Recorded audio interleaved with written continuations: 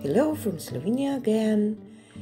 Today we will reuse some things. We will reuse our canvas that didn't turn out as expected, so I will pour over, and my base coat are scrape offs from the pour that I did in the video that it's prior to this one, the straight pour with quinacridone nickel azo gold, quinacridone burnt orange, deep carmine, gold, black and white. And it has some shimmer because of the gold. Yeah, it looks a little weird right now, but I like the final result. And because there are hues of those colors in there, I will use them for the colors in my Dutch pour or blowout pour, whatever you want to call it. I didn't thin down my paints for the Dutch pour.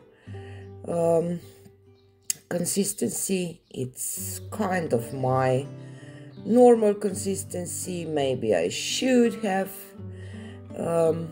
thinned it down, but I had just a little bit of paints left in my cups, and I have quite a lot of scrape offs, and I decided to just go for it and use those leftovers and scrape offs like that. So I want to show you, just to have an impression, or that you see that we don't throw away all that paint. You can always use it for the base or the flow extender.